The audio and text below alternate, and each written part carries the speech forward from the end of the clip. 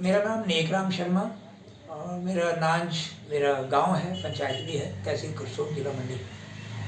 मेरा जो जो कृषि क्षेत्र है की तरफ जो मेरा रुझान रहा, यूँ तो हमारे जो पूर्वज हैं वो खेती करते आए हैं और हम लोग बचपन से ही उनके साथ में सब कुछ सीखा है। पढ़ाई लिखाई करने के बाद मुझे भी लगा कि हमें थोड़ा सा और आगे कुछ बढ़ना चाहिए। बीज उन दिनों यूपी में बरेली में एक जगह थी जहाँ का एड्रेस मुझे एक बार मिला था, और वो लोग बीज बनाते थे गोभी का, पालक, मूली, गाजर, सब वो देसी होता था। तो वहाँ से बाई पोस्ट मंगवाते थे और फिर यहाँ लगाते थे। तो मैं बहुत कोशिश करता था अपने गांव में कई नौजवानों को उनको नर्सरियाँ बांटना, देना, मगर लोगों का इंटरेस्ट उस तरफ थोड़ा कम था, इतना नहीं था। अनाज ही लगाते थे ज़्यादातर। और ये सब्जियाँ जब मैंने लगाई, गोभी लगाई, तो बहुत ही अच्छी उसमें पैदावार आई, क्योंकि हमारे खेतों में कभी भी एक तरह साइन पहले नहीं पड़ा था। सब्जी लगाने के साथ साथ 1-2 साल के बाद मैंने भी उसमें रसायन डालना शुरू किया, यूरिया, और कुछ कीड़े लग गए तो उसमें कुछ जो इंसेक्टिसाइड का इस्तेमाल करना शुरू किया। तो लोग फूल गोभी का सब्जी कम खरीदते थे, पत्तियां ज़्यादा खाते थे। उन पत्तियों में भी बहुत टेस्ट हुआ करता था उन दिनों, क्योंकि मिट्टी में बहुत ताकत थी, ऐसा मेरा मानना है। धीरे धीरे मैंने देखा 4-5 साल के बाद वो पैदावार लगातार कुछ घटती जा रही थी। फिर या तो मुझे केमिकल की मात्रा बढ़ानी है थोड़ी, या फिर जो है वो पैदावार कम हो रही है।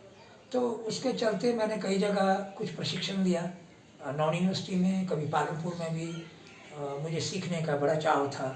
और इसी बीच में मैं बेंगलोर में एक एग्रीकल्चर यूनिवर्सिटी है, धारवाड़ एग्रीकल्चर यूनिवर्सिटी, वहाँ भी मुझे लगभग 3 हफ्ता एक ट्रेनिंग कोर्स करने का मौका मिला।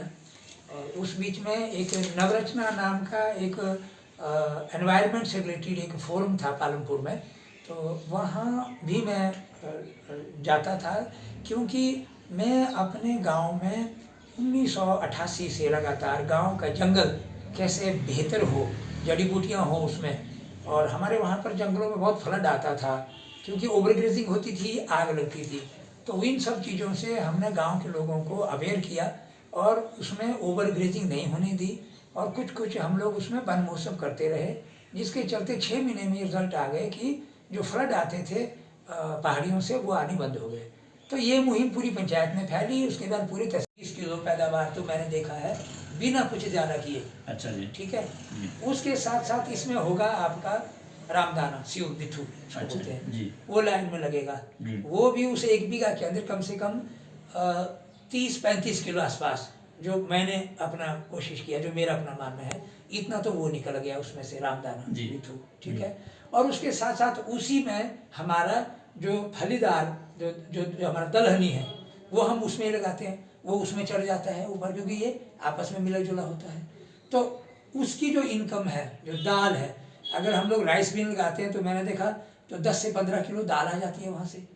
अगर हम लोग उसमें ये लगाते हैं कोलथी, हॉर्स ग्रेन लगाते हैं, है ना, तो उसका भी 15 से 20 किलो लगभग उसमें पैदावार आ जाती है। चारों तरफ हम लोग अगर उसमें सनफ्लावर लगा देते हैं, वो चारों तरफ लग गया तो वो हो जाता है। तो इस तरह से एक खेत से इसमें इनकम कम नहीं है। आप देखें कोदरा 100 रुपये किलो है, 150 रुपये किलो तक आटा बिक रहा है, 1 क्विंटल हो गया तो 15,000 का इनकम तो वो हो गया।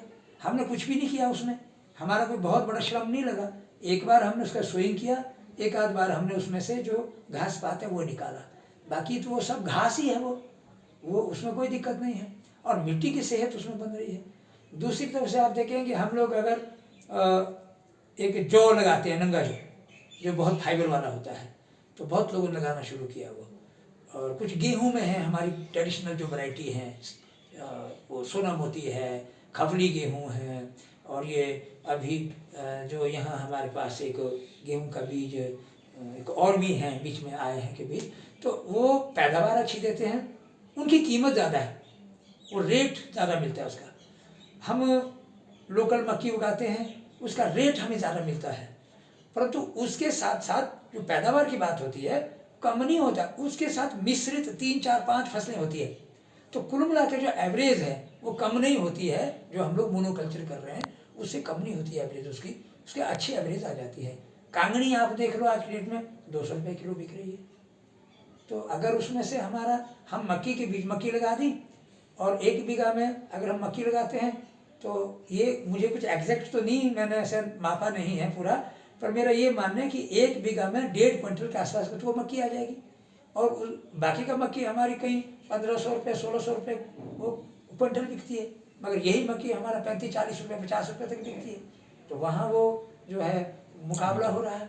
अब ये जो हमारा फॉक्सटेल मिलेट है, कांगनी भी उसमें से कम भी 40-50 किलो आ।